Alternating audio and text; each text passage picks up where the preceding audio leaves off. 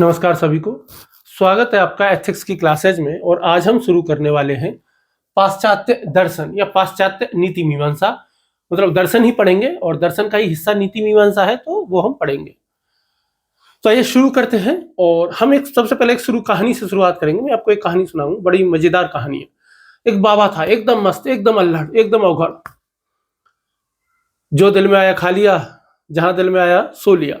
ना कपड़ों की परवाह, ना किसी भी चीज की परवाह नहीं। एक महान राजा था, बड़ा राजा था बहुत। उसको पता चला कि अच्छा एक बाबा यहाँ पे, ऐसा बाबा रहता है। तो उसने कहा मैं चलता हूँ, उस बाबा को मिलता हूँ और बाबा जो चाहेगा वो दूंगा। मैं बाबा को दूंगा। ये सोच करके राजा बाबा के पास गया। तो जो उस समय क्या था कि बहुत जबरदस्त सर्दियां पड़ रही थी, जबरदस्त सर्दियां थी। तो जबरदस्त सर्दियां थी तो गलती से थोड़े समय के लिए धूप निकल आई थी। चूंकि थोड़े समय के लिए धूप निकल आई थी, तो वो जो ओघड़ बाबा जो था, वो मस्त धूप में लेटा हुआ था जमीन में ही। तो जो राजा है वो अपने हाथी घोड़ों के साथ में और अपने लाव लश्कर के साथ में वहां पहुंच गया। और पहुंचकर घोड़े पर बैठे बैठे दूर से ही क्या कह रहा है, उसके पास जाकर क्या बोला राजा ने कि बाबा मैं यहाँ पे आया हूं, बोल तुझे क्या चाहिए, तू जो कहेगा वो मैं दूंगा। तो बाबा पता क्या कहता है, ओए थोड़ा साइड में हो जा, धूप रुक रही है तेरी वजह से, चल साइड में हो जा। आप समझ पा रहे हो? उसी बाबा का नाम था डायोजनीज। उस बाबा का नाम था डायोजनीज। और जिस राजा की बात में जो मैं कर रहा हूं, उस किंग का नाम था Sikandar. Sikandar the great, Alexander the great, Sikandar महान। तो जिस डायोजनीज की बात जो मैं कर रहा हूं, जिस बाबा की बात मैं कर रहा हूं, ये बिलोंग करता था, एक संप्रदाय होता था पश्चिम में, ग्रीक दर्शन में, जिस संप्रदाय का नाम होता था सिनिक संप्रदाय।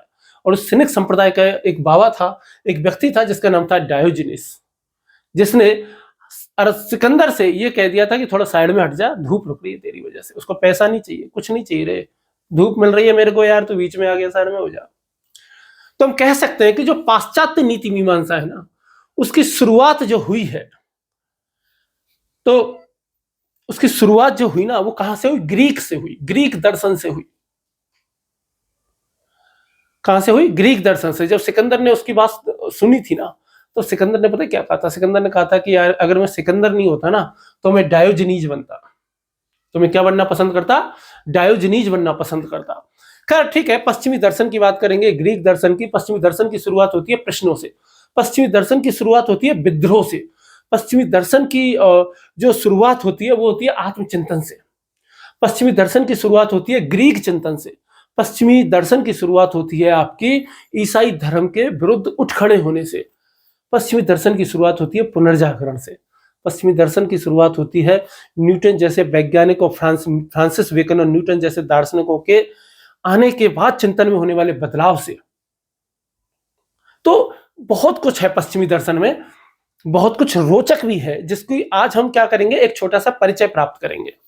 पूरी एक कहानी हम देखेंगे कि कैसे ग्रीक दर्शन से लेकर के, यानी कि ईसा पूर्व 600 सदी से लेकर 20वीं सदी तक का जो हमारा दर्शन है, पूरे यूरोप में, केवल यूरोप में नहीं, अमेरिका भी शामिल है, जापान भी शामिल है, उसमें चाइना भी शामिल है। तो वो सब पूरा जो दर्शन है, उस दर्शन का कैसे विकास हुआ, वो हम सारा का सारा समझने की कोशिश करेंगे, जानने की कोशिश करेंगे।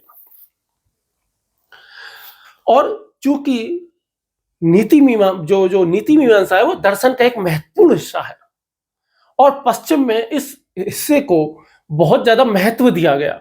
इस पे अलग से पुस्तकें लिखी गई। भारत में नीति मीमांसा पे अलग से कोई पुस्तकें नहीं लिखी गई, पश्चिम में लिखी गई हैं। इसीलिए पश्चिम की जो नीति मीमांसा है, वो हमारे पेपर की दृष्टि से महत्वपूर्ण हो जाती है। देखिए, भारत का जो दर्शन है ना, भारत के दर्शन की शुरुआत, भारत का दर्शन का जो विकास जो हो रहा है, वो धर्म के साथ साथ हो रहा है। जो पहले हमारी जो सनातन संस्कृति थी, जो वैदिक सभ्यता जहां पे चल रही थी, तो वैदिक सभ्यता के साथ साथ ही क्या चल रहा था, धर्म का, ये दर्शन का भी विकास हो रहा था। भारत में दर्शन को धर्म से अलग करके नहीं देख, एक सेकंड, सॉरी माफी चाहूंगा।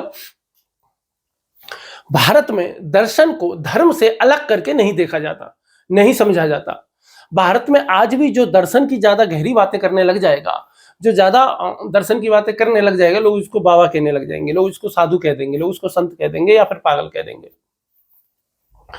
पश्चिम में चूंकि देखो भारत में जो धर्म था ना, वो वहां पे शास्त्र की परंपरा थी, प्रश्न पूछने की आजादी थी, चिंतन मनन करने की आजादी थी। इसलिए आप देखोगे कि जो भारतीय परंपरा में जो उपनिषद हुए, ज्यादातर उपनिषद कैसे लिखे हुए हैं? प्रश्नोत्तर शैली में, संवाद शैली में। गीता भी है तो वो कौन सी शैली में है? प्रश्नोत्तर शैली में है, संवाद शैली में है। तो चूंकि हमारे यहाँ शास्त्रार्थ होते थे और विचार विमर्श होते थे, तो इसलिए धर्म के साथ दर्शन का विकास हुआ। पश्चिम में ऐसा नहीं हुआ। पश्चिम में ऐसा दुख की बात है कि ऐसा नहीं हो पाया, लेकिन फिर भी वहां दर्शन का विकास हुआ और बहुत शानदार दर्शन का विकास हुआ।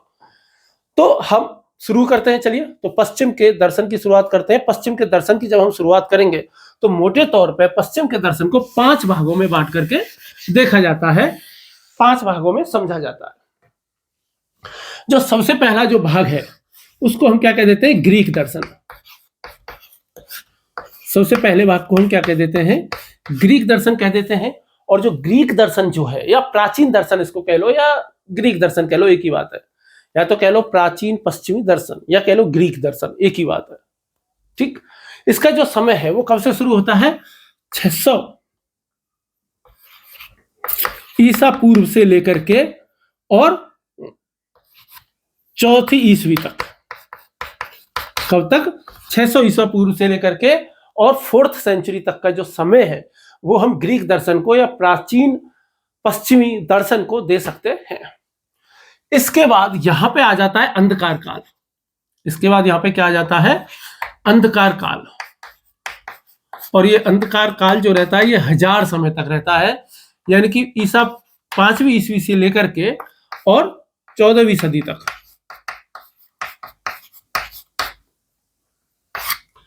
ये सारा का सारा कौन सा समय कहलाता है? आपका अंधकार काल कहलाता है। अंधकार काल के इसलिए क्योंकि यहां पर कुछ भी धर्म का कोई विकास ही नहीं हुआ।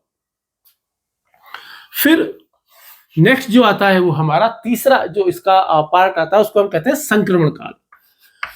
चूंकि धर्म का शासन धीरे धीरे जा रहा था और धीरे धीरे रिनेशा हो रहा था, रिनेशा होने के साथ साथ धीरे धीरे क्या हो रहा था? आपका दर्शन का भी विकास हो रहा था, तो इसको कहते हैं संक्रमण काल। और इस संक्रमण काल को आप मान सकते हो 15वीं सदी से लेकर के 16वीं सदी या 17वीं सदी भी आप चाहो तो कह सकते हो, 16वीं कह लो तो ठीक रहेगा। 16वीं 17वीं ज्यादा कोई विशेष अंतर है नहीं, है ना। तीसरा हो गया। चौथा जो हमारा समय है उस समय का नाम है आधुनिक काल।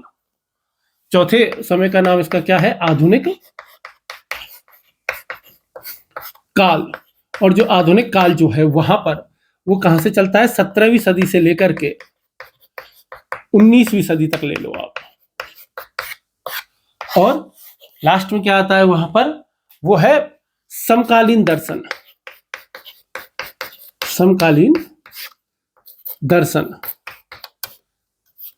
और ये जो समकालीन जो दर्शन है ये कौन सा दर्शन है? 20वीं सदी का दर्शन या वर्तमान सदी का दर्शन। जैसे भारत का दर्शन हमने पढ़ा, तो भारत के दर्शन को कैसे बांट करके देखा जाता है कि भाई भारत में 9 दर्शन है, जिनमें प्रमुख रूप से 2 तौर पे विभाजन किया था। एक तरफ आस्तिक, 6 आस्तिक थे और 3 कौन से थे? नास्तिक थे। यहां पर आस्तिक नास्तिक में विभाजन नहीं किया गया क्योंकि हमारे यहाँ तो वेदों के आधार पर कर दिया गया, ठीक है। जो वेदों में आस्था रखते हैं उनको आस्तिक कह दिया गया, जो नहीं रखते उनको नास्तिक कह दिया गया और उस आधार पर विभाजन कर दिया। हमारे यहाँ व्यक्ति के आधार पर जो है वो क्या नहीं है? दर्शन नहीं है। यहाँ पर व्यक्तियों के आधार पर दर्शन है। तो इस वजह से तो ग्रीक दर्शन आता है 600 ईसा पूर्व से लेकर 4वीं ईस्वी तक। अंधकार काल आता है 5वीं ईस्वी से लेकर 14वीं सदी तक। फिर संक्रमण काल आ जाता है जो कि 15वीं सदी से 17वीं सदी तक मान लो या 16वीं तक मान लो। आधुनिक काल आता है 17वीं सदी से 19वीं सदी तक। और समकालीन दर्शन आ जाता है 20वीं सदी तक।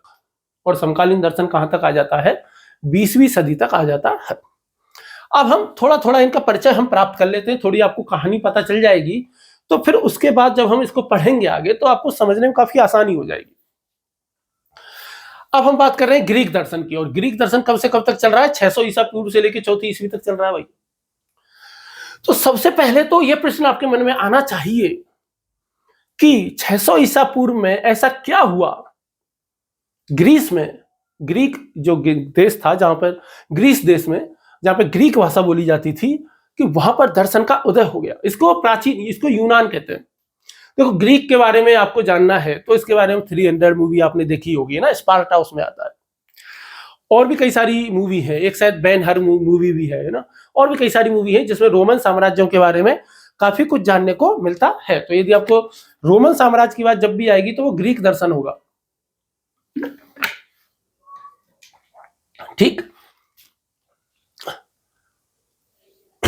तो 600 ईसा पूर्व से लेकर जो 14वीं चौथी ईस्वी तक का जो समय है, इसको हम क्या कह देते हैं, ग्रीक दर्शन।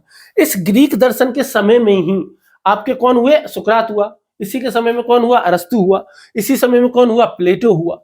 और जो जो सिनिक संप्रदाय की बात जो मैंने आपको बताई वो तभी हुए, सेरेनाइक जिनको कहते हैं, सिनिक, सेरेनाइक, और इसके बाद एक्यूप्यूरस, एक्यूप्यूरन, ये सब के सब इसी समय में हुए।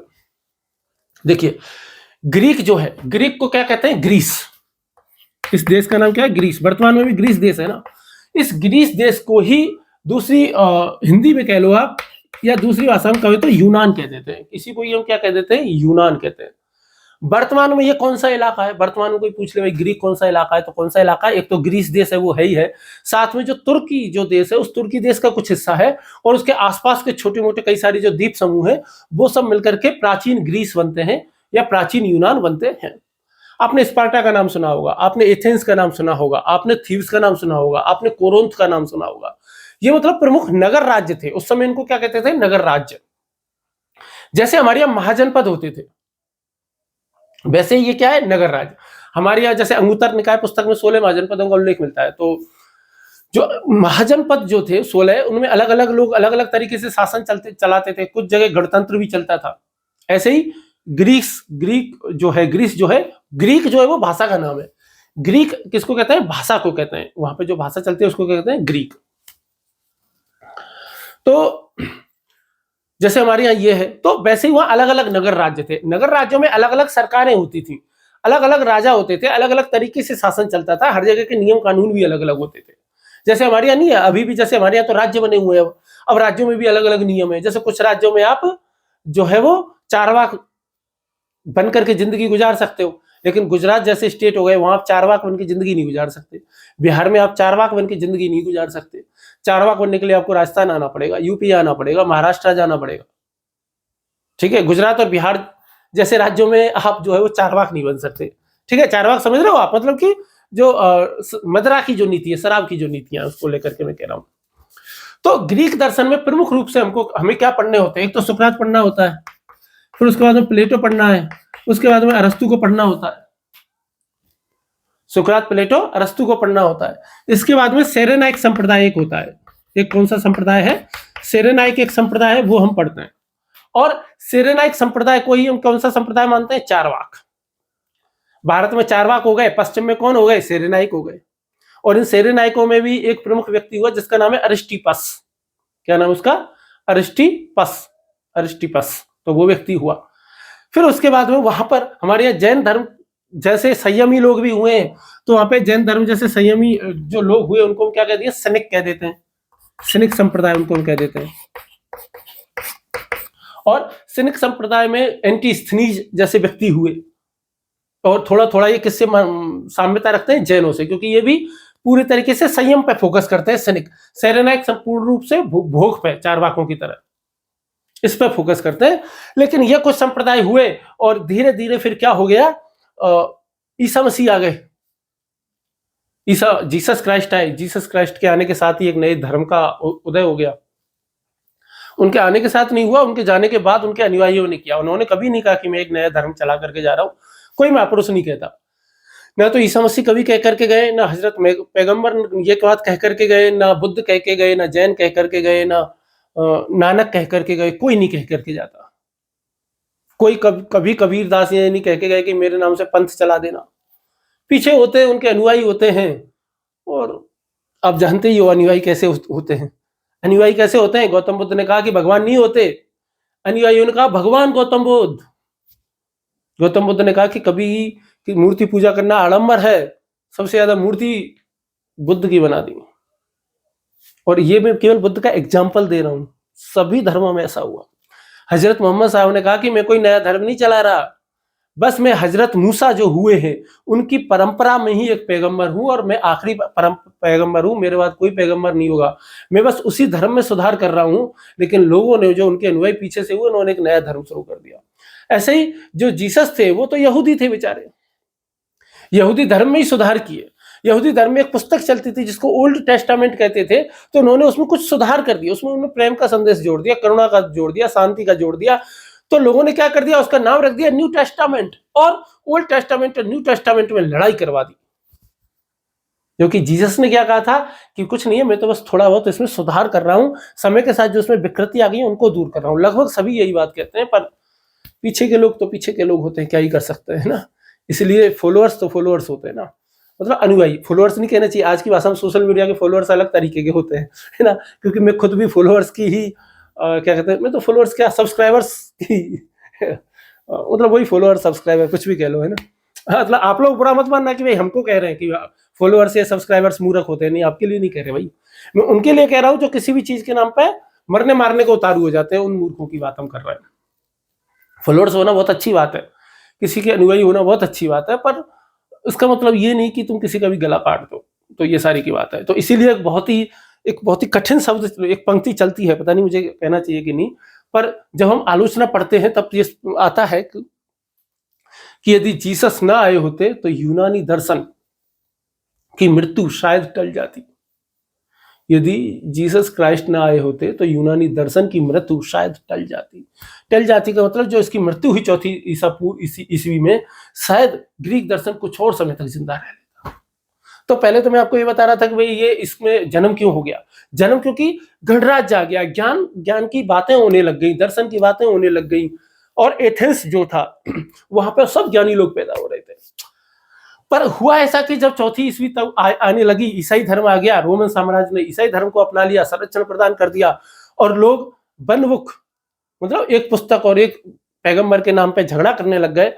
तो क्या हुआ कि भाई आपको पता है कि भाई प्लेटो ने अपना एक स्कूल खोला था, प्लेटो ने अपना एक स्कूल खोला, और प्लेटो ने जो अपना स्कूल जो खोला था, उस स्कूल का नाम इन्होंने क्या रखा था, एकेडमी। क्या नाम रखा, एकेडमी। एकेडमी शब्द की शुरुआत ही प्लेटो से हुई है, एकेडमी शब्द दिया ही प्लेटो ने। आज भी कई सारे शिक्षण संस्थानों का नाम एकेडमी शब्द ही चलता है प्लेटो की वजह से। और जो अरस्तु है, अरस्तु ने भी अपनी एक संस्था खोली जिसका नाम रखा लाइजियम, जिसका नाम उन्होंने क्या रखा, लाइजियम नाम रखा। अब इनमें जो है वो बहुत शानदार दर्शन की बात होती थी, ज्ञान की बातें होती थी, तर्क वितर्क होता था। सेम वैसे ही है जैसे हमारे यहाँ नालंदा था, जैसे हमारे यहाँ तक्षशिला था, जैसे हमारे यहाँ विक्रमशिला था। नालंदा तो पूरी दुनिया का उस समय सबसे बड़े कॉलेजों में से एक होता था। तो ये खोले गए थे, जैसे ये खोली थी प्लेटो ने तो लगभग 400 ईसा पूर्व में खोली थी। कब खोली थी, लगभग 400 ईसा पूर्व में खोली थी। लेकिन क्या हुआ कि 86 ईस्वी में रोमन एक सेनापति था, उसने अटैक किया, और अटैक करके एकेडमी को नष्ट कर दिया। तो प्लेटो के कुछ शिष्य थे, और उन्होंने क्या किया, न्यू प्लेटोनिज्म के नाम से या नियो प्लेटोनिक के नाम से इस एकेडमी को दोबारा से शुरू किया। लेकिन चौथी सदी में इसको दोबारा से क्या कर दिया, इस पर अटैक किया गया, और बहुत सारे लोगों को मारा गया, और इसको संस्था को बंद कर दिया गया। ऐसे ही लाइजियम के साथ हुआ। ऐसा ही किसके साथ हुआ, लाइजियम के साथ हुआ, क्योंकि धार्मिक कट्टरता बढ़ने लग गई। क्या बढ़ने लग गई, धर्म के नाम पर जो कट्टरता जो होती है वो बढ़ने लग गई, और ये बढ़ने लग गई तो ये बंद कर दिया। भारत में भी तो ऐसा ही हुआ ना, नालंदा को जला दिया, विक्रमशिला को तहस नहस कर दिया, तक्षशिला को तहस नहस कर दिया, नष्ट कर दिया। किसने, तुर्कों ने। किसने, मुस्लिम आक्रमणकारियों ने। और यही किनके साथ में हुआ, प्लेटो की एकेडमी के साथ में हुआ, यही लाइजियम के साथ में हुआ। इसलिए आप देखोगे कि भाई भारत में अंधकार काल भी काफी लंबे समय तक चला। मध्यकाल का जो समय ना पूरी दुनिया के लिए अंधकार काल का समय, क्योंकि धर्मों की बदतमीजियां बहुत ज्यादा बढ़ गई थी। सभी धर्मों, मतलब धर्मों का शासन बहुत ज्यादा बढ़ गया, तो इस वजह से नष्ट हो गया। तो भाई किसका शासन शुरू हो गया, धर्म का शासन। किसका शासन शुरू हो गया, धर्म का शासन। क्योंकि धर्म का शासन अनिवार्य रहता है, बुरा शासन नहीं होता। धर्म का शासन अनिवार्य रहता है, बुरा शासन नहीं होता। यदि धर्म प्रोग्रेसिव है, यदि धर्म लचीला है, यदि धर्म प्रश्न पूछने की आजादी देता है, यदि धर्म प्रश्नों को शांति से सुनता है और उनका जवाब देने की पूरी कोशिश करता है, पर यदि कोई धर्म बहुत कट्टर है, कठोर है, कोई भी सवाल पूछने की अनुमति ही नहीं देता है, तो फिर वो जो रहेगा, यानी कि जो धर्म के समय में जो धर्म का जो शासन रहेगा वो बहुत अच्छा नहीं रहेगा।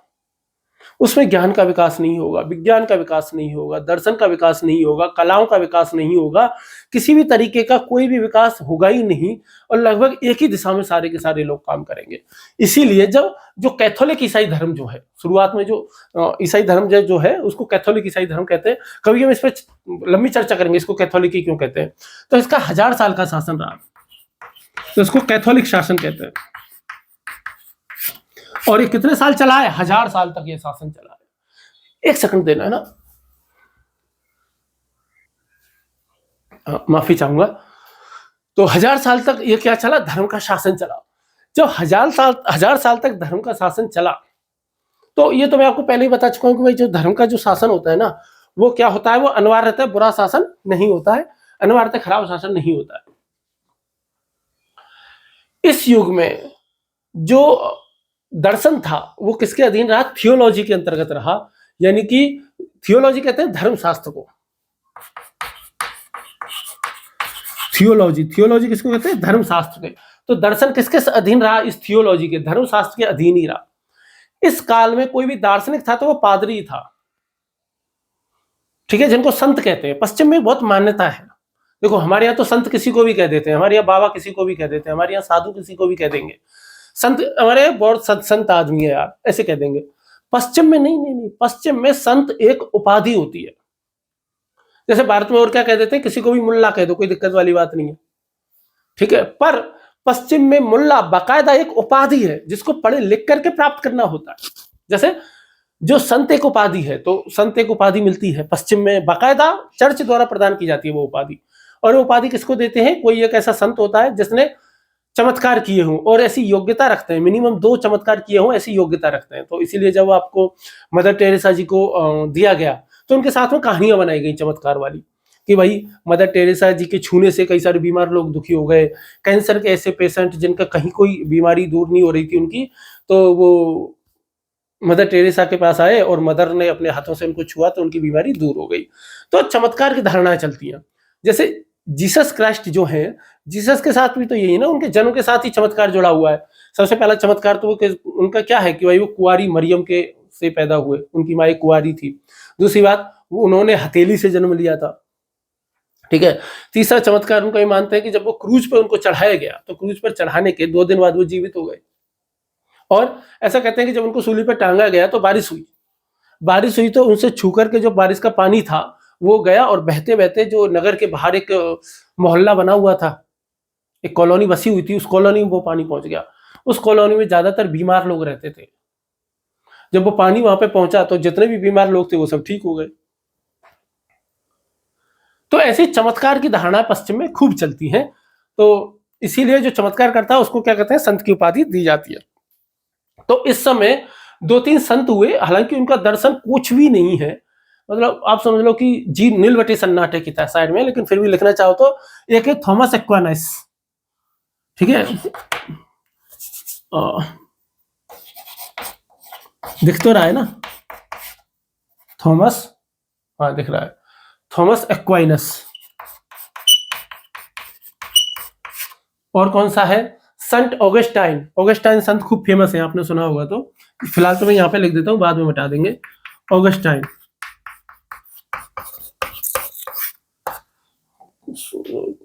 कौन है? ऑगस्टाइन है। इसके बाद में एनसेल्स है, ये एनसेल्स। तो ये कुछ 2-3 पादरी हुए थे और बस यही है। ये एक ऐसा समय था उस एरा में, in that era philosophy was the handmade of theology. In that era philosophy was the handmade of theology, यानी कि धर्मशास्त्र की बिल्कुल हाथों की कठपुतली था, धर्मशास्त्र के बिल्कुल अधीन था। आप सोच नहीं सकते कि मतलब क्या बताऊं मैं आपको। जैसे भारत के लोगों को तो क्या लगता है कि यार पश्चिम के लोग ना बहुत आधुनिक है, बहुत मॉडर्न है, वहां तो कोई आडंबर होता ही नहीं होगा, वहां तो कोई पाखंडी नहीं होता होगा, मैं कह रहा हूं भारत में जितने पाखंड है ना उतने ही वहां भी रहे थे। जैसे सबसे पहली बात तो उनके यही है कि भाई प्रश्न उठाने की छूट नहीं थी। आपको एक और चीज बताता हूं, वहां पे एक चीज चलती थी जिसको कहते हैं इंडलजेंस।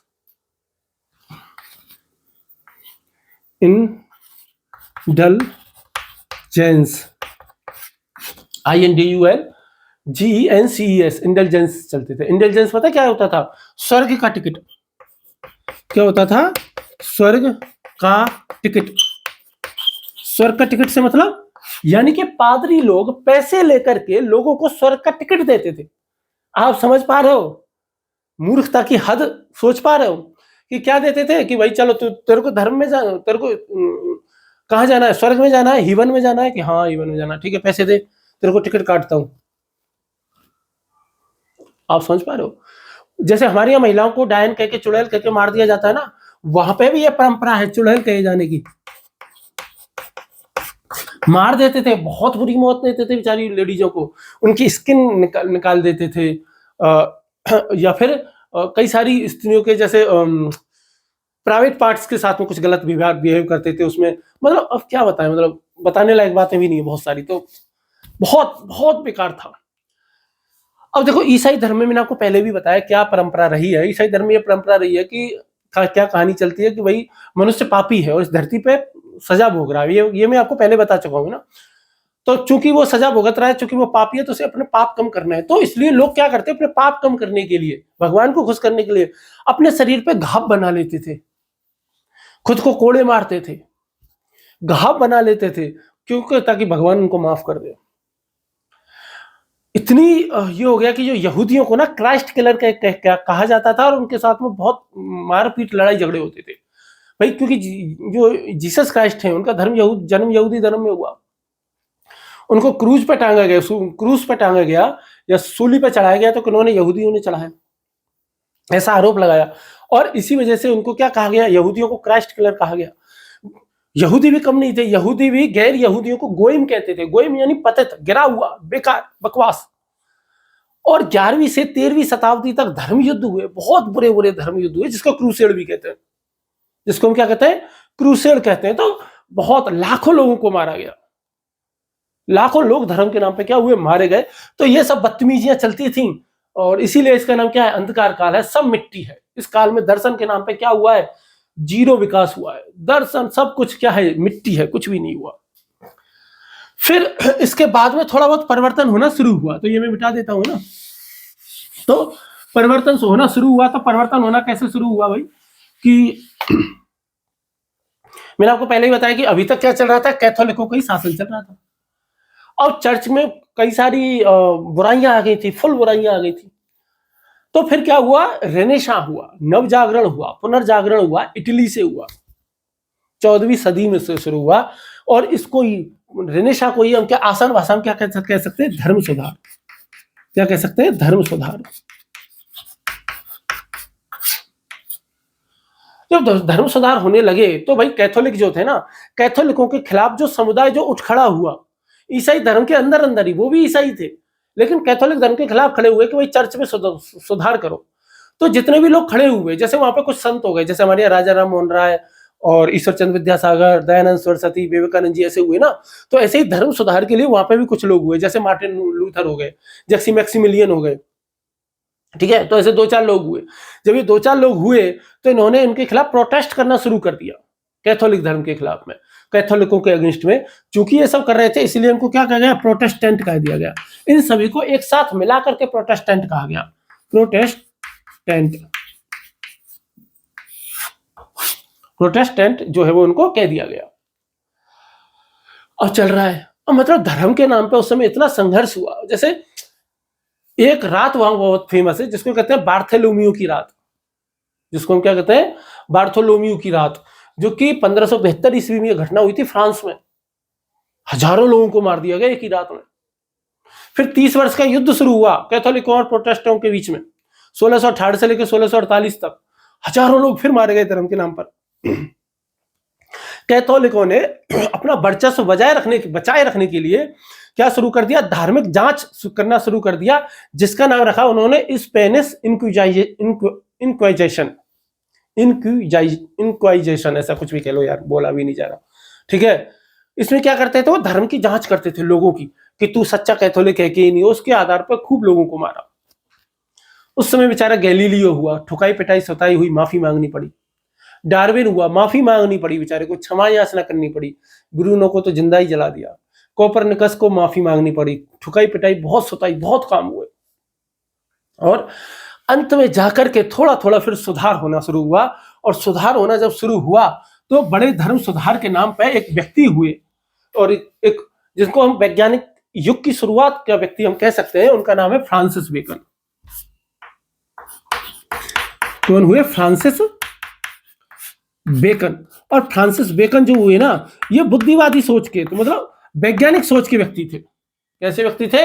वैज्ञानिक बुद्धिवादी थे ये, वैज्ञानिक बुद्धि थी इनकी, और अनुभववाद के समर्थक थे। इन्होंने क्या दिया? अनुभववाद दिया। अनुभववाद को हम क्या कहते हैं? एम्पायरिसिज्म कहते हैं। अनुभववाद को क्या कहते हैं? एम्पायरिसिज्म। आगे देखेंगे। देखो, वैज्ञानिक जो होगा ना, हमेशा अनुभव को ही वरीयता देता है। बताओ, वैज्ञानिक कैसे चीजों को सीखता है? एक्सपेरिमेंट करके, ऑब्जर्वेशन करके। इनकी एक पंक्ति बहुत फेमस है, इसकी क्या नाम है इनका? फ्रांसिस बेकन की, कि true knowledge come through observation and experimentation, not blind acceptance. कि अंधानुकरण करने से नॉलेज नहीं आती है, नॉलेज आती है ऑब्जर्वेशन से, नॉलेज आती है आपकी किससे? एक्सपेरिमेंटेशन से, नहीं तो ऐसे नहीं आती है। फ्रांसिस बेकन को बेचारे को निमोनिया हो गया था, मारे गए थे। और निमोनिया क्यों हो गया था? ये बर्फ में कोई एक्सपेरिमेंट कर रहे थे, जीवन भर एक्सपेरिमेंट करते रहे बेचारे, क्योंकि इनका काम ही था कि जो अंधकार काल है खत्म हो जाए, कुछ नया आए, कुछ नवीन सृज्य हो, मानवता का विकास हो। और ये हमेशा कहते थे फ्रांसिस बेकन कि जो सच्चा दार्शनिक है ना, सच्चे दार्शनिक का काम होना चाहिए मधुमक्खी की तरह। सच्चे दार्शनिक का काम कैसा होना चाहिए? मधुमक्खी की तरह। अब आप कहोगे कि यार मधुमक्खी का काम कैसा होता है यार? देखो, मधुमक्खी क्या करती है? मधुमक्खी को आप समझ लो वैज्ञानिक की तरह। वैज्ञानिक क्या करता है? वैज्ञानिक को साबित करना है कि वायु में भार होता है, तो वो क्या करेगा? गुब्बारे लेगा, गुब्बारों में हवा भरेगा, एक तराजू लेगा और दोनों तरफ एक एक गुब्बारे को लटका देगा। दोनों को लटका देगा, फिर एक गुब्बारे को फोड़ देगा, तो वो तोला एक तरफ झुक जाएगी और साबित कर देगा कि भाई वायु में भार होता है। सारी चीजें बाहर से ही ली है, साबित कर दिया। अब मधुमक्खी क्या करती है? मधुमक्खी क्या बनाती है? अपना छत्ता बनाती है, शहद बनाती है। तो जो मधुमक्खी अपना छत्ता और शहद बनाती है, तो उसके लिए वो सामान कहां से लाती है? सब बाहर से ही लेती है। लेकिन मकड़ी ऐसा नहीं करती। मकड़ी क्या बनाती है? जाला। और जो मकड़ी जो जाला बनाती है अपना, वो कैसे बनाती है? क्या वो बाहर से कुछ लेती है क्या जाला बनाने के लिए? नहीं, वो तो अपनी खुद की लार से ही बनाती है, अपने अंदर से ही सामान निकालती है जाला बनाने के लिए। तो वो कहते हैं कि सच्चे दार्शनिक का काम मधुमक्खी की तरह होना चाहिए, जो कि क्या करे? एक्सपेरिमेंट करके, अनुभव के आधार पर चीजों को साबित करे, सिद्ध करे। लेकिन दार्शनिकों का एक समुदाय मकड़ी संप्रदाय भी होता है, मकड़ी वाला भी होता है, जो कि क्या करते हैं? केवल और केवल बुद्धि के आधार पर ही काम करते हैं। आगे हम देखेंगे। फ्रांसिस बेकन हुए। फ्रांसिस बेकन के समय में ही एक और व्यक्ति हुए उसी समय में, और उनको क्या कहते हैं? Thomas Hobbes. उन व्यक्ति को क्या कहते हैं हम? थॉमस हॉब्स उस व्यक्ति को कहते हैं। थॉमस हॉब्स और फ्रांसिस बेकन ये दोनों ही बहुत महान निबंधकार भी रहे हुए हैं। यदि आप इंग्लिश लिटरेचर में थोड़ी बहुत भी आपकी रुचि है, और इंग्लिश लिटरेचर में यदि आप कभी क्या पढ़ो, निबंध यदि आप कभी पढ़ो, तो आपको शुरुआती निबंध किनके आएंगे? बेकन के आएंगे, थॉमस हॉब्स के आएंगे। ये कहते हैं कि भाई human man is violent and British, hence he need control. जो मनुष्य है ना, वो स्वार्थी है, मनुष्य हिंसक है, मनुष्य अराजक है, उसको नियंत्रण की आवश्यकता है। जैसे घोड़े पे लगाम लगाई जाती है ना, तो थॉमस हाउस का ये मानना था कि मनुष्य के ऊपर जब हम लगाम लगाएंगे तभी वो नैतिक रहेगा, नहीं तो वो नैतिक रह ही नहीं सकता। तो थॉमस हाउस की एक पुस्तक है जो कि बहुत फेमस है, जिसको कहते हैं लेवियाथन। सॉरी, उस पुस्तक को हम क्या कहते हैं? लेवियाथन। उस पुस्तक में क्या लिखते हैं कि समाज में यदि नैतिक व्यवस्था चाहिए ना, तो राज्य व्यवस्था बहुत मजबूत होनी चाहिए। जैसे तो लेवियाथन मजबूत राज्य सत्ता की वो वकालत करते हैं। इसी समय एक और व्यक्ति हुए, 1643 ईस्वी में एक व्यक्ति हुए, और 1643 से लेकर के और शायद 1727 ईस्वी तक वो व्यक्ति रहे। उनका नाम क्या है? Sir Isaac Newton, sir Isaac Newton. तो न्यूटन की जो दर्शन को जो देन है वो क्या है, यथार्थवाद और अनुभववाद। तो उन्होंने दर्शन को क्या दिया, यथार्थवाद दिया और क्या दिया, अनुभववाद दिया। किसने, न्यूटन ने। तो ये इसी सदी का व्यक्ति है। तो बेकन और न्यूटन जैसे लोग आए ना, तो इन्होंने पूरे पश्चिम की काया पलट करके रख दी और जो अंधकार काल था वो पूरा समाप्त हो गया और अब ज्ञान विज्ञान की खोजें होंगी। अब बहुत शानदार दर्शन का विकास देखो अब कितना शानदार तरीका से होता है, किसमें, आधुनिक काल में। अब हम देखेंगे तो अब इसका प्रभाव देखो क्या होता है। तो आगे चलते हैं हम, है ना, ये मिटा देते हैं। अब क्या आ जाता है, आधुनिक काल आ गया। बढ़ते बढ़ते कहां पे आ गए हम, आधुनिक काल पे आ जाते हैं। जब आधुनिक काल आया,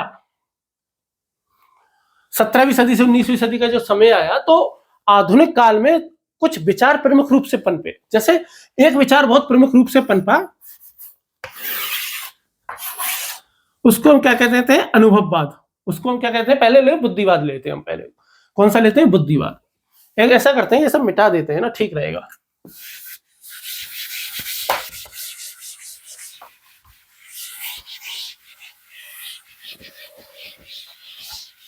समझने में आसानी रहेगी। तो आधुनिक काल में सबसे पहले जो एक विचार आया उसको हम क्या कहते हैं, बुद्धिवाद कहते हैं। और बुद्धिवाद को अंग्रेजी में क्या कहते हैं, रेशनलिज्म, RATI, बुद्धिवाद। जो ये बुद्धिवाद आया, बुद्धिवाद में 3 दार्शनिक प्रमुख तौर पे हुए, बहुत मोस्ट इंपोर्टेंट, जिनको बुद्धिवाद का नेतृत्वकर्ता कहा जा सकता है। मतलब हुए तो खूब सारे, हम 3 प्रमुख तौर पे पढ़ेंगे। तो कौन कौन से हुए, एक तो सबसे पहले वही हुआ रेने डेकार्ट, जो कहता था आई थिंक देयरफॉर आई एम। तो बुद्धिवाद में सबसे पहले कौन हुआ, डेकार्ट। दूसरे नंबर पे इसमें हुआ स्पिनोजा, स्पिनोजा। और तीसरे नंबर पे इसमें हुआ लाइविनिज, लाइविनिज, लाइविनिज कह लो या लाइविनिज कह लो या लाइविनिज, ऐसे भी हो जाता है, लाइविनिज। इन दोनों में से जो भी आपको पसंद हो, है ना। तो लाइविनिज कह लो, लाइविनिज छोड़ो।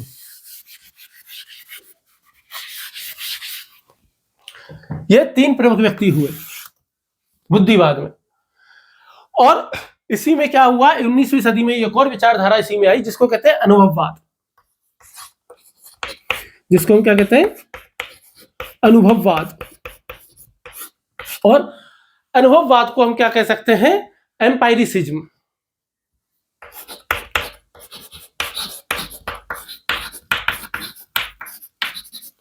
क्या कह देते हैं, एम्पायरिसिज्म कह देते हैं। इसमें भी कुछ प्रमुख दार्शनिक हुए, जिनके नाम हम देख लेते हैं। जैसे सबसे प्रमुख दार्शनिक जो अनुभववाद में हुआ, उसका नाम क्या है, जॉन लॉक।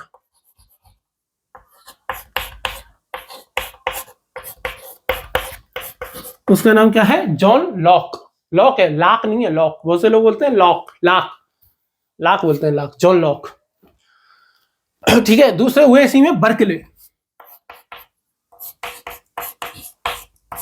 कौन, बर्कले, क्या लेना, बर्कले। ठीक है।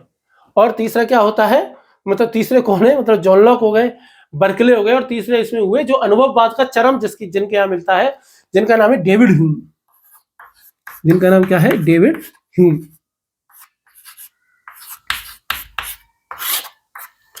तो ये 6 लोग हैं जो अपने को देखने हैं। इसके बाद में समीक्षावाद आता है, और समीक्षावाद किसने दिया, कांट ने दिया। फिर उसके बाद में डायलैक्टिक मेथड आ जाएगा, जो कि कौन देगा, हीगल दे देगा हमारा। वाद, प्रतिवाद और संवाद। ठीक है। थीसिस, एंटीथीसिस और सिंथेसिस का जो विचार जो आया वो आ जाएगा। तो इस प्रकार से है कि इस प्रकार से चीजें आती हैं। जो बुद्धिवादी जो है, इनका थोड़ा थोड़ा परिचय हम ले लेते हैं, ताकि आपको थोड़ा सा समझ बनेगी जब हम पढ़ेंगे। तो बुद्धिवादी लोग क्या कहते हैं ना, कि बुद्धिवादी का तर्क क्या है, कि भाई ज्ञान का मुख्य स्रोत क्या है, तर्क है, रीजन है, लॉजिक है, बुद्धि है, अनुभव नहीं है। जबकि ये जो अनुभववादी क्या कहते हैं, कि true knowledge comes from experience, कि जो सच्चा ज्ञान कैसे आता है, वो कैसे आता है? एक्सपीरियंस से आता है, अनुभव से आता है। तो ये इनमें क्या था? विवाद था। हम थोड़ा थोड़ा इनके बारे में बहुत हल्का हल्का सा जान लेते हैं ताकि कहानी पूरी की पूरी आपकी समझ में आए कि क्या है। तो जैसे मैं सबसे पहले आपको किसके बारे में बताऊं? डेकार्ट के बारे में बता देता हूं। चलो पहले थोड़ा थोड़ा बताऊंगा तीनों के बारे में, फिर इन तीन के बारे में बता देंगे। जैसे डेकार्ट था, तो डेकार्ट का पूरा नाम तो रेने डेकार्ट था, है ना, आपको पता ही है। बहुत ज्यादा डिटेल में नहीं जाएंगे, मामूली सी कहानी समझ में आ जाए इसके लिए हम देखेंगे। तो 1619 में एक बार इन्होंने सपना देखा, और सपने में इन्होंने क्या देखा कि भाई भगवान ने इनको सत्य की खोज के लिए चुन लिया है। और उसके बाद ये क्या बन गए? दर्शन शास्त्री बन गए। ये कुछ दिन सेना में भी रहे, बाद में अच्छे परिवार से थे, सम्राट परिवार, शादी वादी की नहीं। एक घर में आ गए, एक कमरा चुन लिया, उस कमरे में एक स्टोव जला के रखते थे, मतलब गर्म करने के लिए, क्योंकि इनके यहाँ तो सर्दियां जबरदस्त पड़ती है ना। और उसी कमरे में बैठे बैठे दर्शन अपना तैयार किया। तो उन्होंने जो इनकी जो सबसे प्रमुख बात जो है वो कौन सी आती है? I think therefore I am, कॉर्गिटो इर्मो शम, मैं सोचता हूं इसलिए मैं हूं। I think therefore I am, मैंने कई बार आपको इसके बारे में बताया भी है, मैं सोचता हूं इसके अतः मैं हूं। इन्होंने क्या दिया? मेथड ऑफ डाउट दिया। इन्होंने रेशनलिज्म का जो शुरुआती जो बिंदु है ना वो दिया, ठीक है। और प्रमुख बात इन्होंने क्या कही थी? आई थिंक देयरफॉर आई एम। इनके बाद में कौन आया था? स्पिनोजा आया। कौन आए? स्पिनोजा आए। स्पिनोजा ने पैंथीज्म की बात की। पैंथीज्म कहते हैं एकेश्वरवाद का जो विचार होता है, एकेश्वरवाद के विचार को हम क्या कहते हैं? पैंथीज्म कहते हैं। और इन्होंने जो बात कही थी ना, वैसी बात किसने कही थी? इनसे कुछ साल पहले ब्रूनो नाम के भी एक व्यक्ति ने कही थी।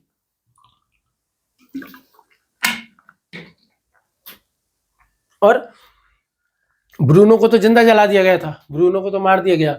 इनकी मारकुटाई हुई थी, पिटाई वगैरह हुई, पर बच गए, जान नहीं गई बस, ठीक है।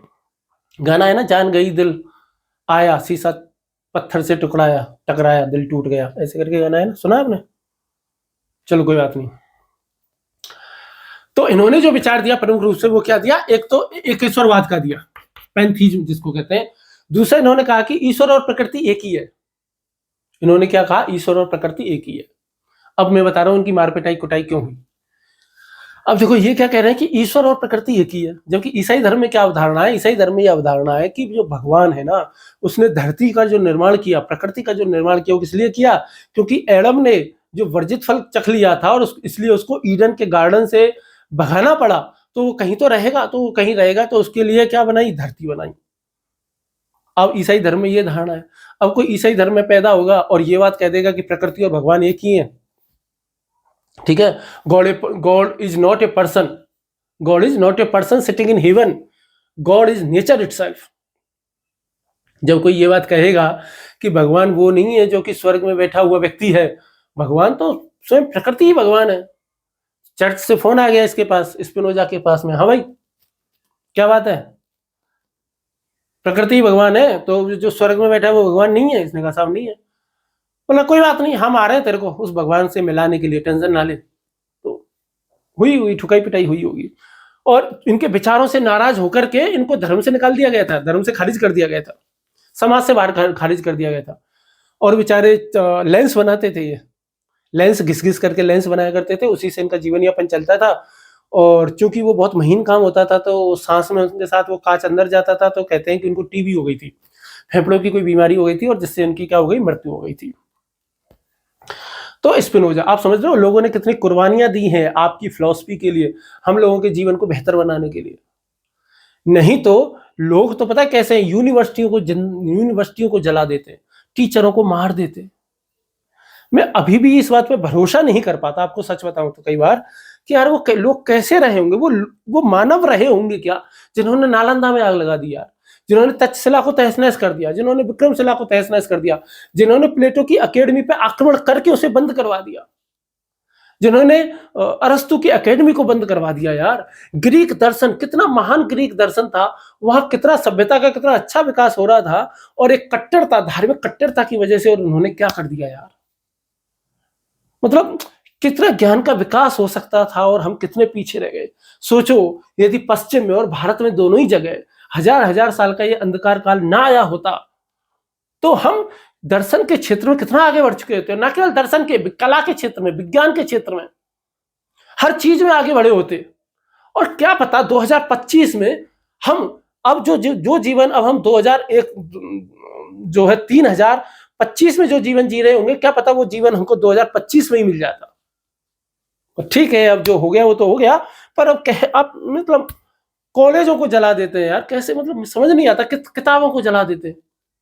हद की बात हो गई यार, कोई कैसे, इतना मूर्ख कोई कैसे हो सकता है। ठीक है, पर अब क्या ही कह सकते हैं। ठीक है, तो स्पिनोजा हो गए। स्पिनोजा के बाद कौन आए? लाइबनिज आए।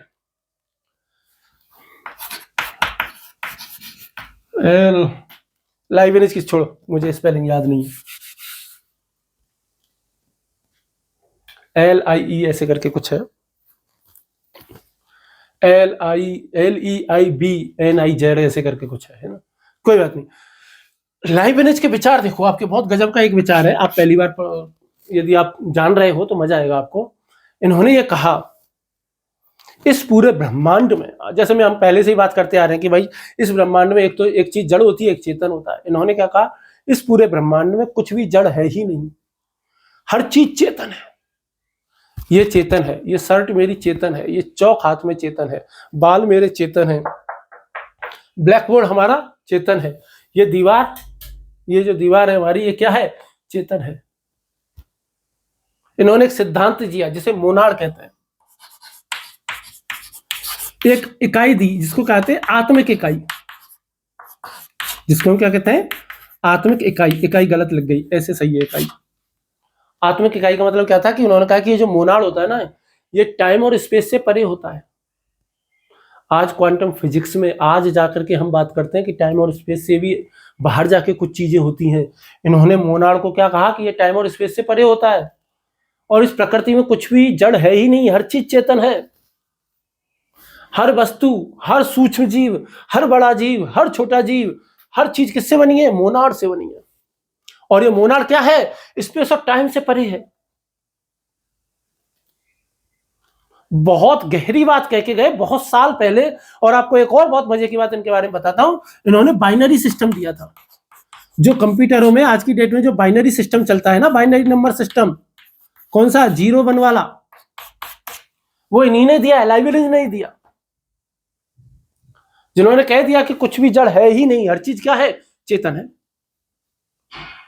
मतलब कितनी गजब की बात है यार, कि हर चीज, मतलब कितना गहरा सोचा होगा उस समय। आज की बात नहीं है भाई, आज से 400 साल पहले की बात है। आज के से 400 साल पहले यदि कोई इस तरह की बातें कर रहा है, तो आप सोच पा रहे होंगे कि उसके ज्ञान का स्तर, उसकी जो बुद्धिवादी है ये, तो उसके तर्क करने की सोच रहे, उसकी बुद्धि की जो शक्ति है वो किस हद तक है, वो कहां तक सोच पा रहा है।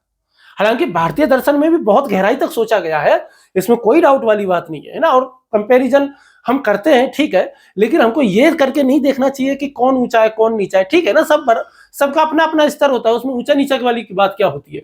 तो लाइब्रेरी जैसी बातें भारत में कौन करता है? शंकर करते हैं। अद्वैत वेदांत में हम ऐसी बात करते हैं, अद्वैत वेदांत में ये बात कहते हैं। ठीक, तो ये बुद्धिवाद वाले हो गए। अब अनुभववाद वाले भी 2-4 लोगों के बारे में हम थोड़ी थोड़ी जानकारी प्राप्त कर लेते हैं। अनुभववादी क्या बात कहते हैं? तो जो एम्पायरिसिज्म को जो मानने वाले हैं, जो कि अनुभववाद के में जो आते हैं, तो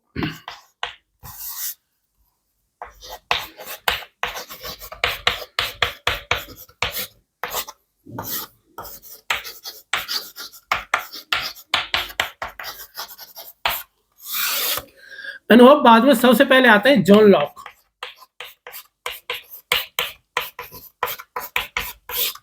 कौन आते हैं?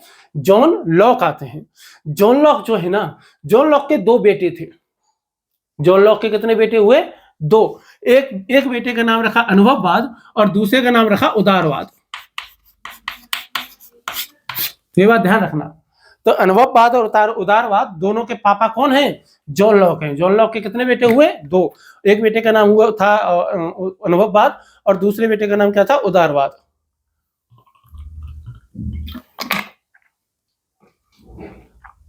इनका एक विचार बहुत फेमस है, उसको कहते हैं टेबुला रसा।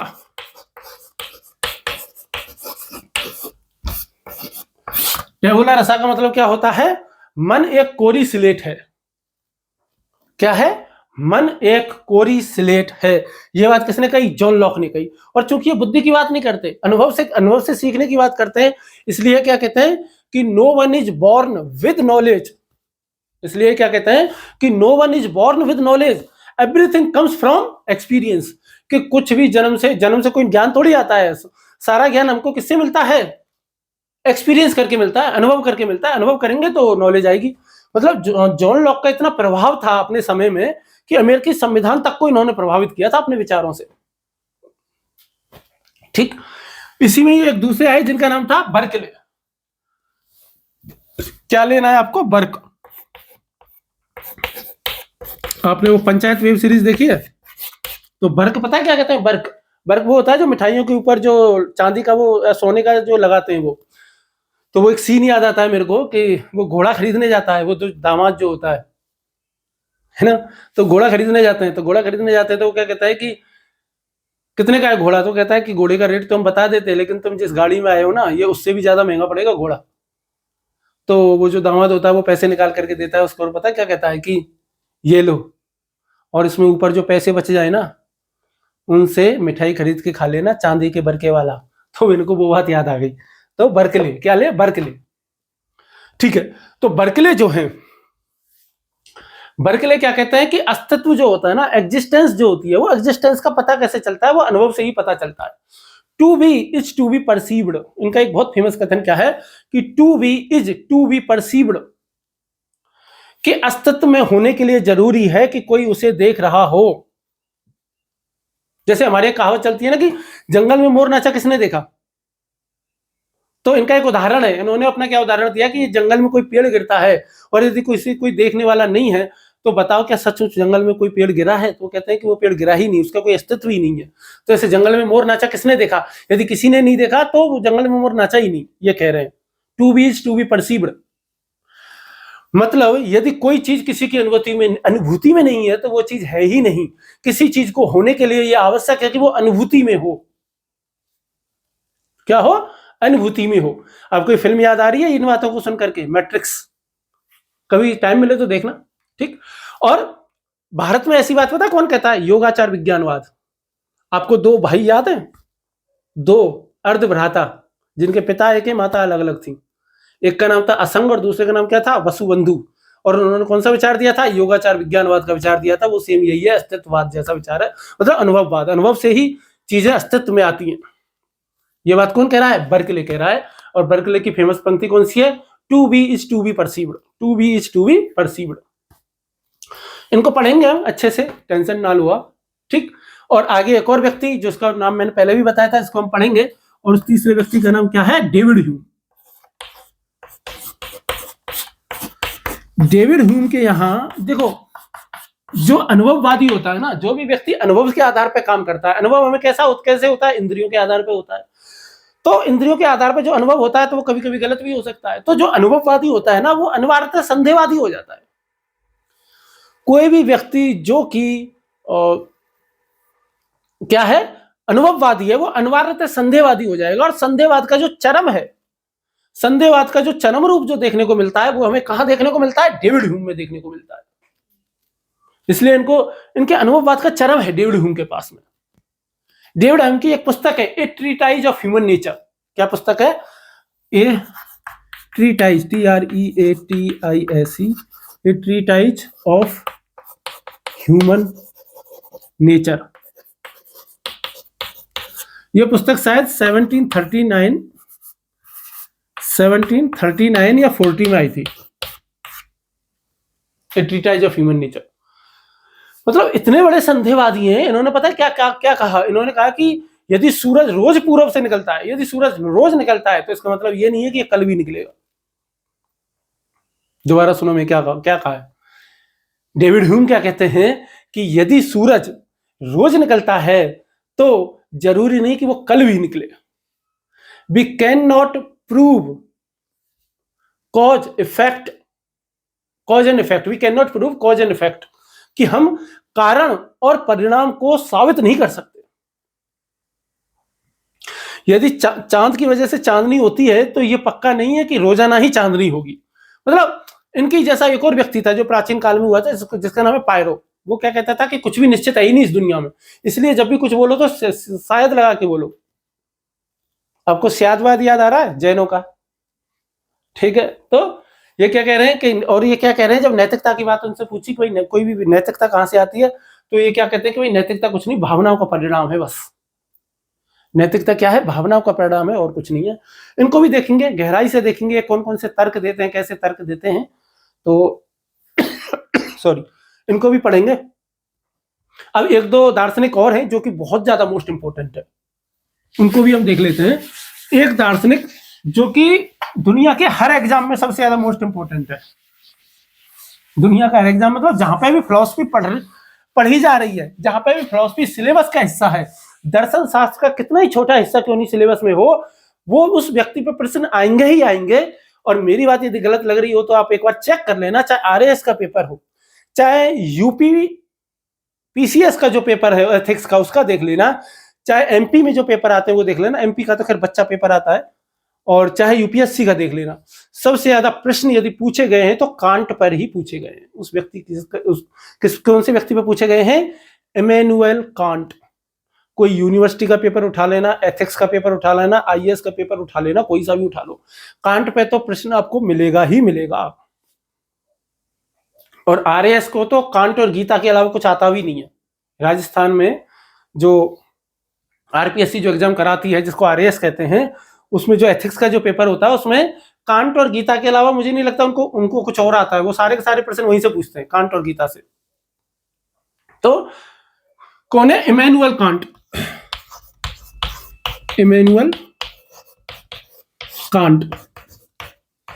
शादी वादी की नहीं थी भाई इन्होंने, कॉलेज में प्रोफेसर थे। कौन थे? कॉलेज में प्रोफेसर थे। 18वीं सदी में हुए थे, जर्मनी में हुए। 18वीं सदी में हुए थे, और कहां हुए? जर्मनी में हुए। देखो, एक समय तक आधुनिक काल में जो फिलॉसफी थी ना, उस पर किसका कंट्रोल रहा? इंग्लैंड वालों का रहा, ब्रिटिशर्स का रहा। लेकिन जर्मनी ने उनकी बादशाह छीन ली। जर्मनी ने ना दर्शन का ताज उनसे छीन लिया, और फिर इतने बड़े बड़े दार्शनिक पैदा हुए जर्मनी में कि आप सोच नहीं सकते। जर्मनी में बहुत बड़े बड़े दार्शनिक पैदा हुए, और उनमें जो सबसे बड़े बड़े जो दार्शनिक पैदा हुए उनमें से एक का नाम है इमैनुअल कांट। क्या है? Immanuel Kant. अपने दर्शन के शुरुआती जीवन में ये बहुत कंफ्यूजन की स्थिति में रहे। पहले ये जो है डेविड ह्यूम के बड़े फैन थे। किसके फैन थे? डेविड ह्यूम के बहुत बड़े फैन थे। डेविड ह्यूम के बहुत बड़े फैन थे।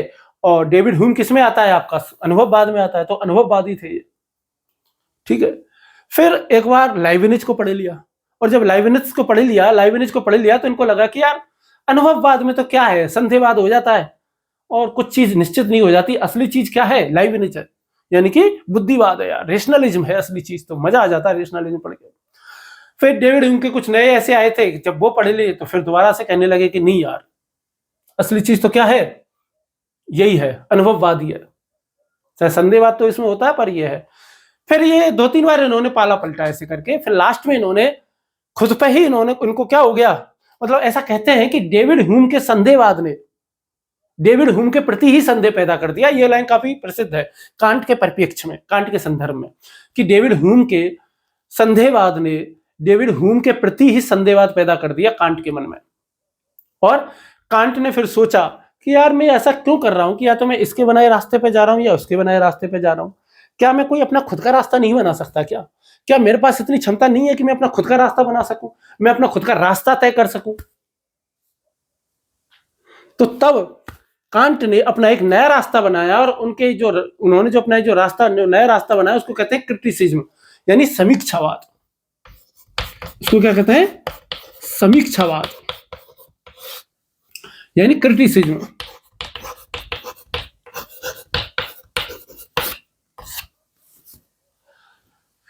CRITICISM है ये, क्रिटिसिज्म, ठीक है।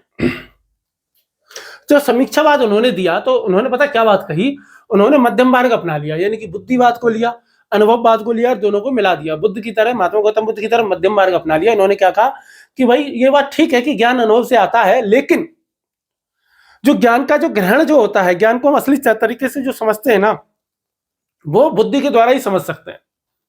तो इस तरीके से इन्होंने बात को बैलेंस किया। जब इनसे नैतिकता के बारे में बात पूछा गया कि भाई नैतिकता पे तुम्हारा क्या विचार है, क्योंकि हमको तो नैतिकता से लेना देना है ना, एथिक्स का पेपर पढ़ रहे हैं, तो इन्होंने कैटेगोरिकल इंपेरेटिव की बात कही, सार्वभौमिक नैतिकता की बात कही। उन्होंने कहा कि भाई निरपेक्ष आदेश है कांट का, यानी कि ऐसा आचरण करो जैसे कि तुम्हारा नियम सभी पर लागू हो, यानी कि ऐसा काम करना चाहिए जो कि सभी पर लागू होना चाहिए। मतलब यदि मान लो कोई व्यक्ति का एक्सीडेंट हो गया है और तुम जा रहे हो और तुम उसको देखते हो, तो वही करना चाहिए जो पूरी दुनिया में प्रत्येक व्यक्ति करे, यानी कि हर एक का क्या है, नैतिकता क्या है कि उसको हॉस्पिटल पहुंचाए। कांट के बारे में कुछ बेकार की फालतू की बातों में से एक फालतू की बात यह है कि ये बहुत बड़े क्या थे, समय के पाबंद थे। टाइम के इतने बड़े ये वो थे, पाबंद थे, कि लोग इनको देखकर घड़ी मिलाते थे।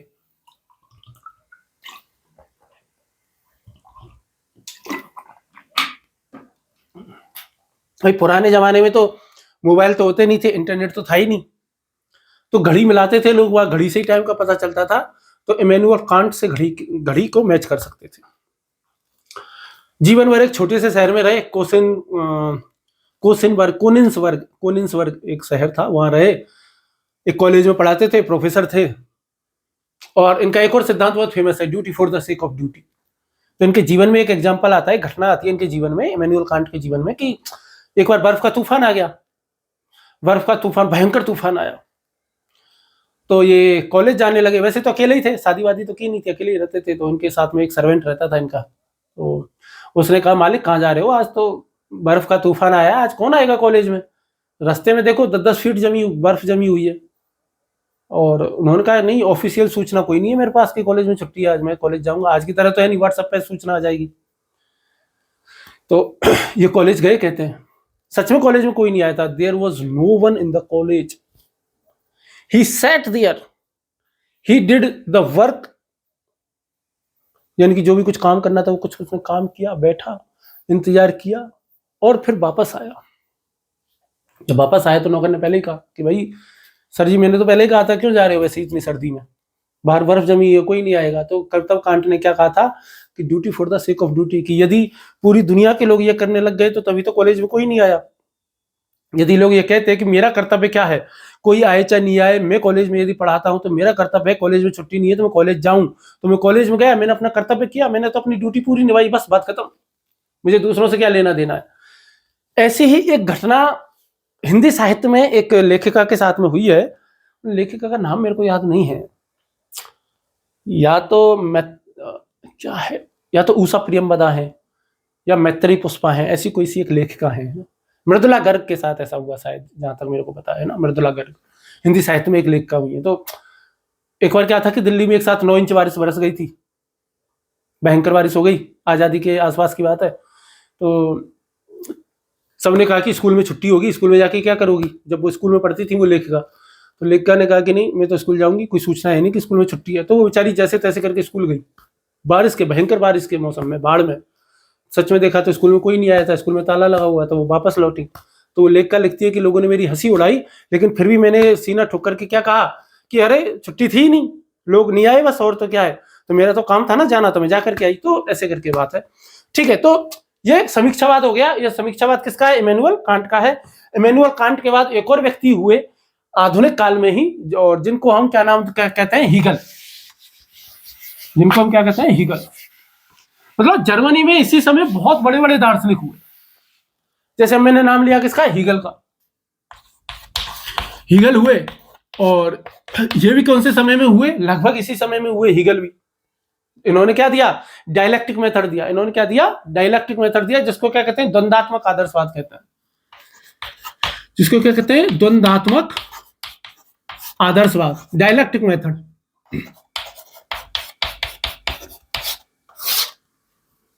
और ये क्या कहते हैं, थीसिस, एंटीथीसिस, सिंथेसिस की बात ये करते हैं। तो ये किसकी बात करते हैं, थीसिस, एंटीथीसिस और फिर सिंथेसिस।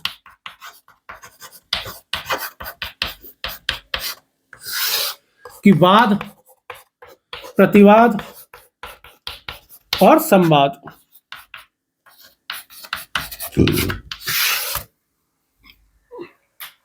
वाद, प्रतिवाद और संवाद की स्थिति इसमें आती है। कहते हैं कि सबसे पहले कोई एक विचार होता है, उस विचार के विरोध में फिर उसी विचार से एक बात जन्म लेती है, ठीक है, जो प्रतिवाद होता है। फिर आपस में खूब झगड़ा होता है, मंथन होता है और उससे एक नया विचार पैदा होता है जिसको हम सिंथेसिस कह देते हैं, संवाद। और फिर उस नए विचार में से फिर उसका एंटी विचार जन्म लेता है, फिर दोनों मिलते हैं, फिर एक और नया विचार जन्म लेता है। तो इस प्रकार हिगल कहते हैं कि दुनिया का जो, पूरी दुनिया का जो विकास हुआ है, चाहे विज्ञान का विकास हुआ हो, दर्शन का विकास हुआ हो, किसी भी चीज का विकास हुआ हो, वो सारा का सारा जो विकास हुआ है वो कैसे हुआ है? इसी तरीके से हुआ है, वाद, प्रतिवाद, संवाद की शैली में। हिगल बहुत महान दार्शनिक माने जाते हैं, पश्चिम में बहुत बड़े जादूगर, बहुत बड़े दार्शनिक माने जाते हैं, ठीक है। तो हिगल के बाद में फिर आपका क्या आ जाता है? समकालीन दर्शन आ जाता है। इनके साथ ही जो हमारा आधुनिक काल का जो दर्शन है वो समाप्त हो जाता है, और कौन सा दर्शन शुरू हो जाता है? समकालीन दर्शन शुरू हो जाता है। तो हम समकालीन दर्शन और देख लेते हैं थोड़ा सा। समकालीन दर्शन की यदि हम बात करेंगे तो देखो, समकालीन दर्शन जब आया, जब 20वीं सदी आई, अब तक लोग क्या बात कर रहे थे? आत्मा होती है कि नहीं, अब तक बात कर रहे थे भगवान होता है कि नहीं। 20वीं सदी आते आते ना लोग पक गए, सब थक गए। अरे यार, भगवान होता है कि नहीं, साबित तो कुछ होता नहीं, ना तो साबित होता है ना खारिज होता है। आत्मा होती है कि नहीं, ना तो साबित होता है ना खारिज होती है। तो लोग बहुत पक गए। लोगों ने कहा कि यार ये तत्व मीमांसा के जो प्रश्न है ना, ये एकदम निरर्थक है, इन पर विचार करना ही मूर्खता है। जैसे आत्मा, ईश्वर, भगवान, साबित कुछ हो नहीं सकता, खारिज कुछ हो नहीं सकता, और सब इसी में उलझे पड़े। यानी कि प्लेटो से लेकर के और हिगल तक सब एक ही टेंशन में भरे पड़े हैं कि आत्मा होती है कि नहीं, भगवान होते हैं कि नहीं, आत्मा होती है कि नहीं। जैसे डेकार्ट है, तो डेकार्ट भी क्या कह रहा है कि अरे यार, मैं डाउट करने वाले पे डाउट करूंगा, मैं जो डाउट कर रहा है उस पर भी डाउट करूंगा, मैं डाउट करने वाले पे भी डाउट करूंगा, और जब मैं डाउट करता रहूंगा तो अंत में मैं समझ में आएगा कि डाउट के प्रोसेस को पूरा करने के लिए कोई ना कोई क्या होना चाहिए, कुछ ना कुछ चेतन चीज होनी चाहिए। तो इसलिए मुझे लगता है कि कुछ ना कुछ चेतन होना चाहिए। तो जो डाउट कर रहा है, जो चेतन चीज है, वही आत्मा है। अब डेविड ह्यूम है, वो भी देख लो, मतलब अनुभव, वो क्या कहते हैं, संदेहवाद का चरम रूप है कि मैंने अपने अंदर प्रवेश किया, मैंने अपने अंदर झांका, मैंने अपने अंदर देखने की कोशिश की, पर मुझे आत्मा कहीं नहीं दिखी। तो लोगों ने कहा कि तेरे अंदर देख कौन रहा था? तेरी आंखें देख रही थी क्या? आंखें तो बाहर देखती है, अंदर तो देख नहीं सकती आंखें। अब बहुत कुछ डाउट चल रहा है, मतलब इतनी बातें हो गई, ऐसा कुछ हो गया। जैसे हिगल है, हिगल क्या कहते हैं कि भाई दुनिया में कुछ भी सच है ही नहीं, सच कुछ भी नहीं है, हिगल कहते हैं। हिगल क्या कह रहे हैं कि जो एब्सोल्यूट जो आइडिया है, जो परम तत्व जो है, परम तत्व के चिंतन में पूरी दुनिया है। हिगल क्या कहते हैं कि परम तत्व के चिंतन में पूरी दुनिया है। पूरी दुनिया वास्तव में है ही नहीं, हम सब सिमुलेशन में हैं। यानी कि ब्रह्म हम अपने सोच रहा है और उसी के सोच में हम लोग हैं, और हम सब क्या हैं? केवल एक आइडिया है, इससे ज्यादा कुछ नहीं है। लोग उनका अच्छा हम आइडिया है, हम इंसान ही नहीं है, हम सचमुच में है ही नहीं। अरे सचमुच में नहीं है, हम हैं, हम हो, लोग पागल हो गए। और यही बात भारत में कौन कह रहे हैं? शंकर कह रहे हैं। शंकर क्या कह रहे हैं कि दुनिया है ही नहीं, ये सब माया है, सब भ्रम है, ये चौक है ही नहीं, ये शर्ट है ही नहीं, राजन बाबू है ही नहीं, ये बोर्ड है ही नहीं, ये दीवार है ही नहीं, कुछ है ही नहीं, ये सब भ्रम है, माया है, हम सब विचार हैं, हम सब उस परम तत्व के सपने में हैं, हम असलियत में है ही नहीं। लोग पागल हो गए कि यार क्या बात हो गई, क्या बात हो गई, ये सब यार। लेकिन एक व्यक्ति था जिसका नाम था सोरेन किरकेगार्ड। जिसका नाम क्या था? सोरेन किरकेगार्ड। अब लोग तो इतनी उल्टी सीधी बातें कर रहे हैं हिगल के टाइम पे, और लोग पागल हो गए हिगल की बातें सुन करके, और हिगल के लिए लोग तालियां बजाने लगे, और थाला फोरे रीजन हो गया। मतलब थाला फोरे रीजन होने का मतलब है कि मतलब हिगल के बहुत फैन हो गए लोग, पागल ही हो गए। अब हिगल का समय भी 19वीं सदी जर्मनी है, मैंने आपको पहले ही बताया।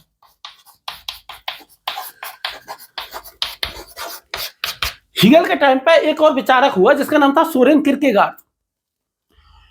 इसने हिगल से ये कहा कि भाई हिगल, तेरा विचार, तेरा तो दर्शन दिया है, मजा ही आ गया, पर मैं तो इससे इंप्रेस हुआ नहीं भाई, आई एम नॉट इम्प्रेस्ड। तो हिगल ने कहा भाई तू क्यों नहीं इंप्रेस हुआ? बोले यार ये सब फालतू की बातें हैं, तत्व मीमांसा के प्रश्नों पर बात करना ही मूर्खता है। ना तो इनको साबित कर सकते हैं ना खारिज कर सकते हैं। क्या फायदा इन पे बात करके, क्या फायदा इन पे बहस करके, क्या फायदा इन पे चर्चा करके? कुछ हासिल होता है क्या? कुछ हासिल तो होता नहीं है। फिर हम इन पे बहस ही क्यों करें, फिर हम इन पे चर्चा ही क्यों करें? तो लेकिन किरकेगार्ड को उस समय वो वैल्यू मिली ही नहीं, उसकी बात, उसके विचारों को वो इंपॉर्टेंस मिला ही नहीं, वो महत्व ही नहीं मिला। तो जब हीगल जो आया ना 19वीं सदी में, तो जर्मनी में आपको बताया, इसी समय कौन आया? हीगल के बाद में ही जर्मनी में ही नीत्शे आ गया, फ्रेडरिक नीत्शे। ये भी 19वीं सदी जर्मनी में, मतलब जर्मनी तो दर्शन का सिरमौर बन गया 19वीं सदी में। और नीत्शे ने ना, नीत्शे वो व्यक्ति था जो खुद को बुद्धिजीवी पागल कहा करता था।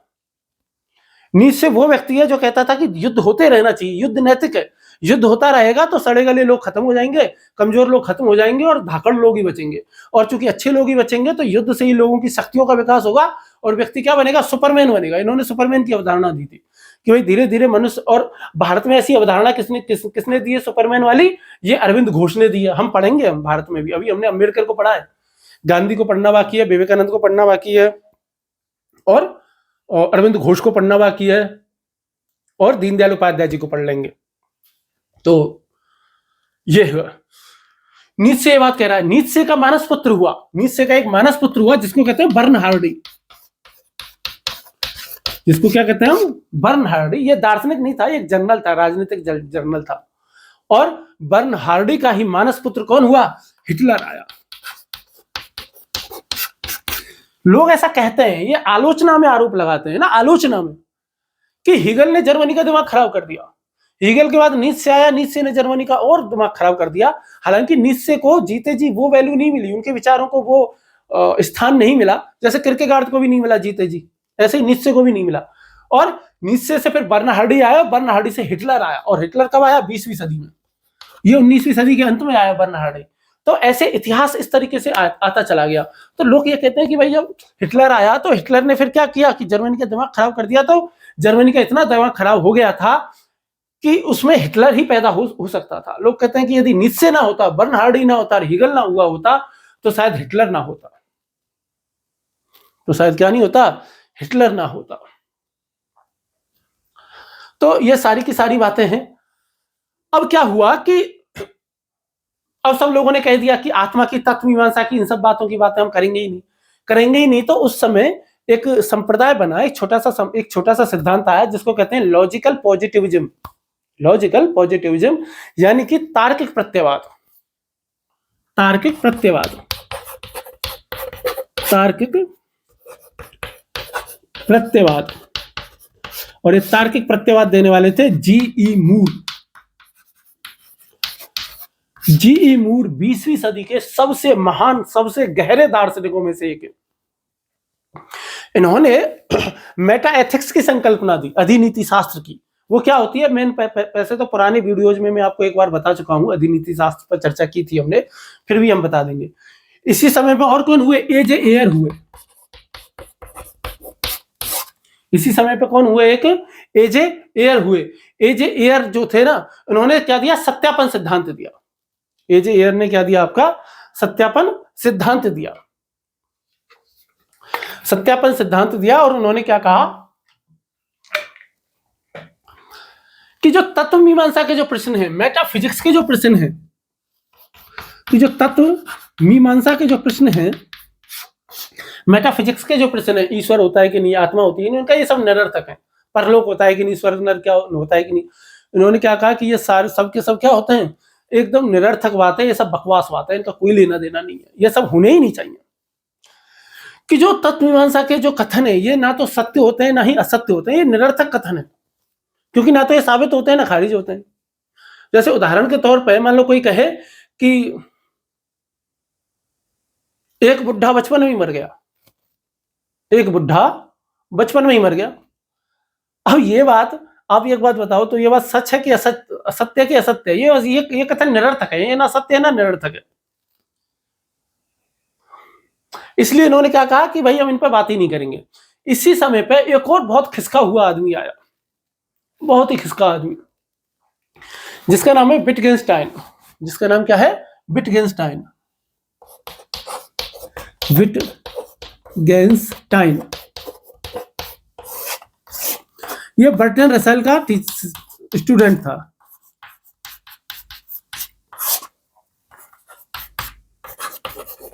किसका शिष्य था? बर्टन रसेल का। ये इतना खिसका हुआ आदमी था कि इसने अपना एक सिद्धांत दिया, पुस्तक लिखी तो पुस्तक लिख के कुछ दिन बाद गायब हो गया। गायब लिख करके फिर वापस आया। वापस आकर के क्या क्या घोषणा कर दी कि मैंने जो पुराना सिद्धांत दिया था ना वो एकदम बकवास था।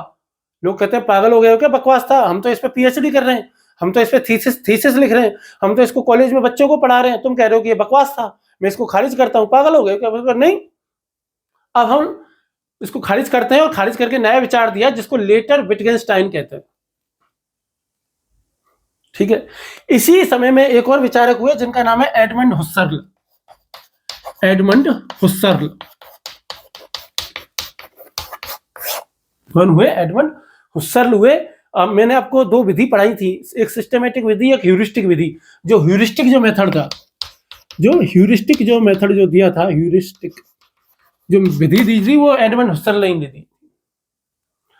और एडमंड हुसर्ल से एक व्यक्ति प्रभावित हुआ जिसका नाम है सार्थ। यह व्यक्ति आपने जरूर सुना होगा कहीं ना कहीं जीवन में, सार्थ। यह अस्तित्ववादी है। अस्तित्ववादी विचारकों में से, दुनिया के सबसे महान अस्तित्ववादी विचारकों में से कौन है? सार्थ। लोगों ने सार्थ को पढ़ा, सार्थ के विचार पढ़े, तब जाकर के लोगों को पता चला कि अस्तित्ववाद का एक और महान दार्शनिक पहले से ही हमारे पास था जिसका नाम है सोरेन किरकेगार्ड। हमको पता ही नहीं था। और तब यह मान लिया गया कि अस्तित्ववाद का सबसे पहला दार्शनिक है वो सोरेन किरकेगार्ड है। उसी समय पे एक और व्यक्ति हुए, एक और दार्शनिक हुए जिनका नाम था पी.एफ. स्ट्रॉसन। पी.एफ. स्ट्रॉसन।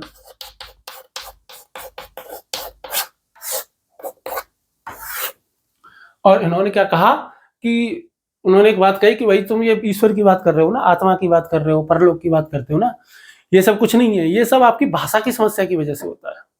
तो उन्होंने आत्मा की समस्या को क्या बताया? भाषा की समस्या बताया। तो ये सब कैसे बताया ये तो हम विस्तार से पढ़ लेंगे आगे। अभी तो हमको परिचय प्राप्त करना था, तो ये परिचय हो गया, तो आपको परिचय मिल गया।